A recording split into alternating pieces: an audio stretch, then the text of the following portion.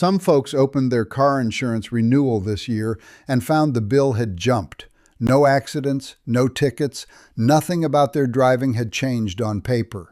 But one thing had changed. Their own car had been quietly writing down every hard break, every fast start, every late night on the road, and handing it to a company they'd never heard of. And that company turned around and sold it to the insurance industry. In the next few minutes, I'm going to show you the exact setting in your car that does this, how to shut it off, and the part almost nobody tells you about, the file with your name on it that's already out there, and how to get it back. I spent a long time on a dealership floor, so let me tell you how this actually works, because the how is what tells you where to cut it off.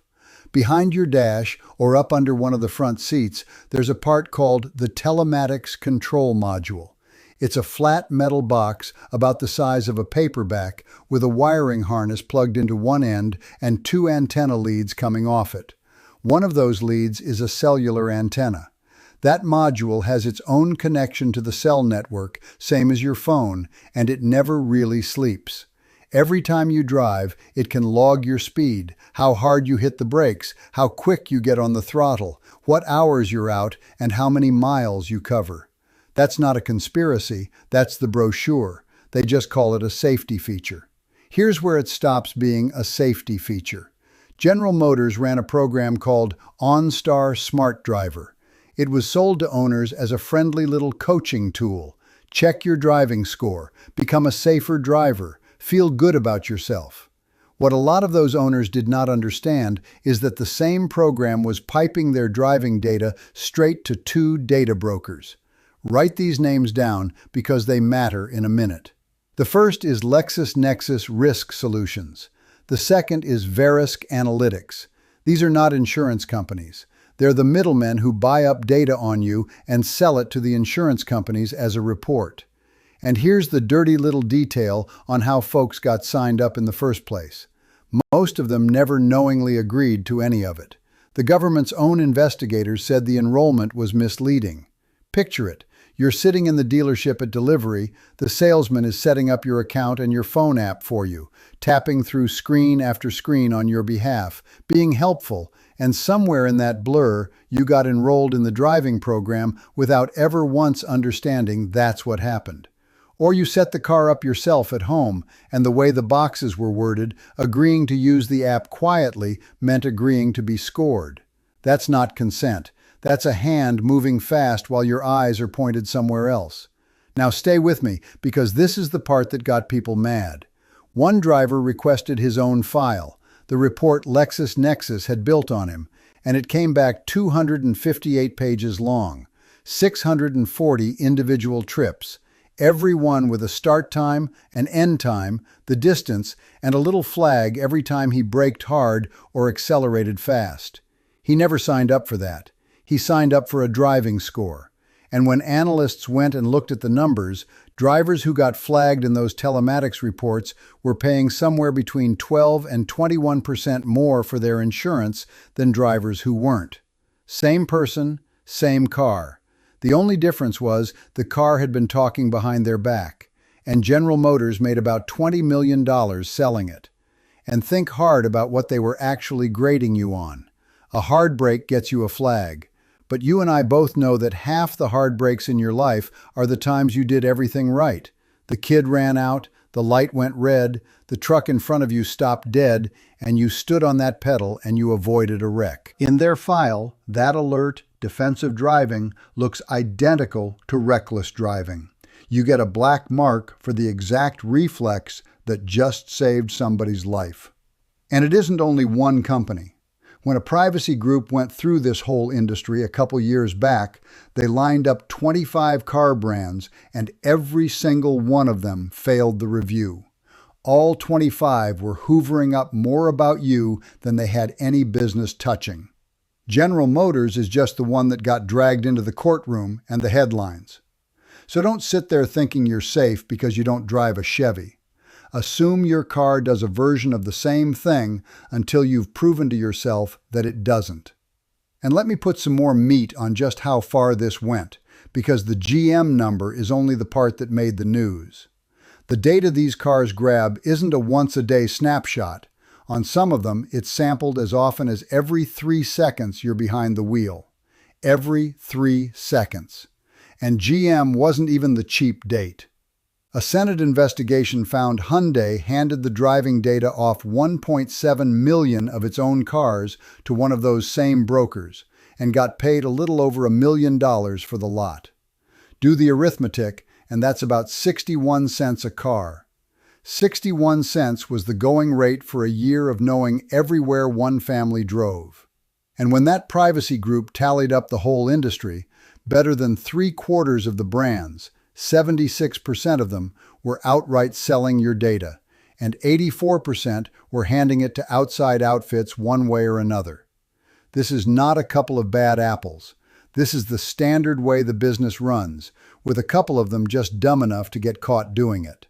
There's one fella whose story stuck with me. He got turned down by 7 insurance companies in a row before an agent finally leveled with him and told him why. His own car had been reporting on him the whole time. 7. He never crashed a thing. His car just talked. Let me be straight with you, because that's the whole point of this channel. GM got caught. There was enough noise that the Federal Trade Commission stepped in, and at the start of this year they put an order on GM that bars them from selling this kind of geolocation and driver behavior data for 5 years. GM shut Smart Driver down back in the spring of 2024. Verisk got out of the driver data business entirely. So if you drive a GM, you might be thinking, well, it's handled. It is not handled, and here's why. GM is the one that got caught. The practice was never just GM. Other automakers have run their own versions of this through the exact same brokers. And more important than any of that, the data that was already collected did not disappear when GM stopped. It's in a file. Your file, if you were ever enrolled. And an insurance company can still pull that file when they set your rate. Stopping the leak going forward does nothing about the water already on the floor. So this is a 2-part job, and most people only ever hear about the first part. Part 1. Turn it off in the car. Go into your infotainment screen, the main display, and get into the settings menu. You're looking for a heading that says something like Data Privacy or Data Collection or Connected Services. Different brands hide it under different words, and I'll be honest, some of them bury it 3 menus deep on purpose.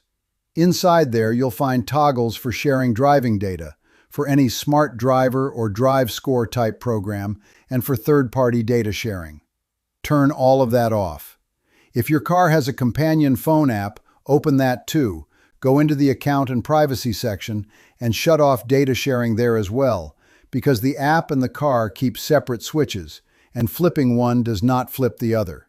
That's a trick, and it's on purpose.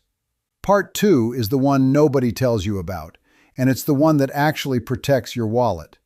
You go straight to the source. LexisNexis and Verisk are legally required to show you the file they've built on you, and they're required to let you dispute it and opt out. You request what's called a Consumer Disclosure Report from LexisNexis Risk Solutions. You do the same with Verisk. When it comes back, you read it. Every trip, every flag, and if it's wrong, and a lot of them are wrong, you dispute it in writing. Then you file the opt-out so they stop building the file going forward. It takes a couple of weeks and a little patience. It is also the single most useful thing you can do, because that report is what your insurance company is actually buying. Kill the report, and you've killed the thing that raises your rate. Let me make that part dead simple, because the reason people skip it is they've decided it's complicated, and it just isn't. You contact LexisNexis Risk Solutions and you ask for your Consumer Disclosure Report. That's the phrase, Consumer Disclosure Report, and by law they have to hand it over, free. You do the same with Verisk. When those land, you sit down and go through them line by line. Every trip that isn't yours, every flag that's wrong, and there will be some, you write it down and you dispute it in writing, and they are required to investigate. Then you file the opt-out so they stop building the file going forward. And while you've got your paperwork out, ask for one more thing most people have never heard of. It's called a CLUE report. your claims history file, because that's yet another report the insurance world quietly keeps on you. One afternoon at the kitchen table, that's the whole price, and it's the half that actually moves your premium. Now here's my honest catch, because I'm not going to sit here and pretend there's no trade. If you were signed up for one of those good driver discount programs and you were genuinely getting money off for driving like a saint, turning this off means you lose that discount. For some folks, that's a real number, and you should know it before you flip the switch. My take? Most people were never getting much of a discount. They were getting watched, and the discount was the cheese in the trap. But that's your call to make, not mine. And I'll tell you the other honest thing. Turning the switch off does not reach back in time and erase what's already been sold. That's why Part 2 matters so much. The switch stops tomorrow. The opt-out and the dispute deal with yesterday. You need both. So let me put a bow on it. Your car has a cellular modem in it that can report how you drive. At least one major automaker got caught selling exactly that to the two big data brokers, made $20 million doing it, and drivers who got flagged paid up to 21% more. The fix is two parts. Shut off the data sharing in the car and in the app. Then go to LexisNexis and Verisk, pull your own file, dispute what's wrong, and opt out. Do both and you've cut the cord going forward and cleaned up what's behind you. I'm Hank. I spent about 40 years turning wrenches, the last stretch of it on a dealership floor, until I'd had enough of watching this stuff from the inside. No manufacturer pays me, no dealer, no insurance company, and believe me, none of them are happy I'm telling you this. That's the whole idea. Do me a favor. Drop your make and the year in the comments and tell me whether you ever signed up for one of those driving score programs. I read them, and I'll tell you straight if yours is one of the ones that was selling. And next time, I'm going to show you how owners are going under the dash and physically pulling that tracker clean out of their Ford, their Toyota, their Ram, brand by brand, the module delete.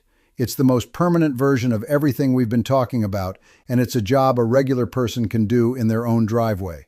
Take care of each other out there.